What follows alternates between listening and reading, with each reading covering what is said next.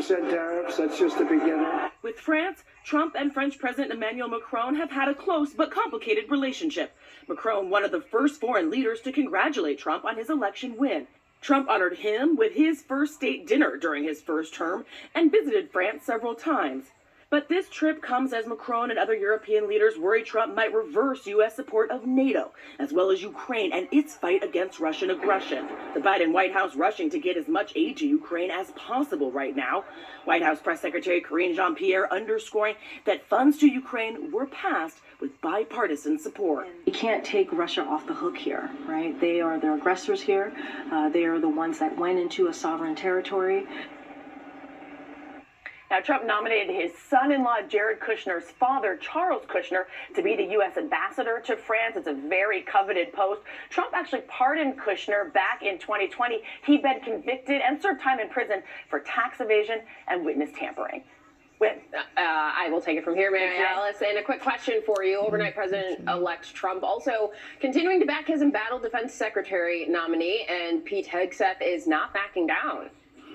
Yeah, I mean, Trump conceded that he has not gotten reassurances from senators that Hegseth will definitely be confirmed. They know this is still going to be a challenge. But Trump said that Hegseth has a tremendous track record. He called him a good student. He pushed back on some of those allegations against him and said that, at least for now, he would keep trying to get Hegseth confirmed. Janae? All right, Mary Alice, thank you so much. What? Janae, now to Paris and the grand reopening of Notre Dame, the iconic landmark rebuilt 5 years after that devastating fire that nearly took down the entire cathedral known around the world. ABC's James Longman joins us from Paris with more. James, good morning. Yeah, good morning. This is the day the world has been waiting for, the reopening of Notre Dame. Millions of people across this country and around the world, of course, now all remember the fire in 2019 when the spire crashed through the building. Well, take a look. The new spire is back and standing tall. Now, there's huge security on the streets here. Take a look. I mean, police everywhere. All these streets have been closed, and that's because they're expecting 35 heads of state for the reopening, delegations from around the world.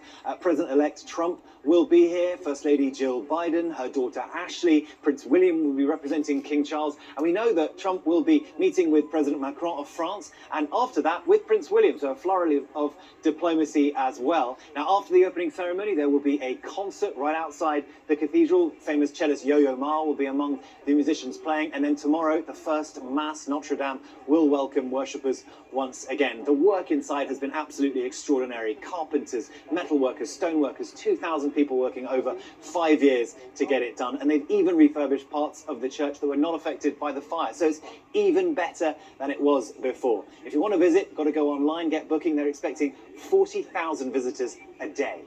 Gio? So good to see that cathedral rebuilt. All right, James, thank you so much for that update. And back home now, and the Agriculture Department's decision to test the nation's milk supply for bird flu. Let's get the latest now from ABC's Perry Russum in Washington. Perry, good morning to you. This is serious. Yeah, Gio, good morning to you. This is going to happen all across the country, and with this new order, raw milk will be collected and given to the USDA so they can test it for bird flu. The agency says it wants samples from dairy farms, those who transport milk, and processing facilities. The reasoning behind this is so they can test and stop and control any viruses from spreading among dairy cows. It comes after bird flu was found in raw milk on a farm in California. The farm issued a recall days ago and was placed under quarantine by state health officials. Yes, some people drink raw milk. There has been a spike in sales recently, even as the FDA has issued warnings about drinking milk that is not pasteurized. That process kills off viruses and bacteria. Robert F. Kennedy Jr. is President-elect Trump's pick to run the Department of Health and Human Services. He says he is a drinker of raw milk. He's accused the FDA of having a war on public health, including what he calls the suppression of raw milk, saying it advances human health. Janae? All right, Perry, thank you for that.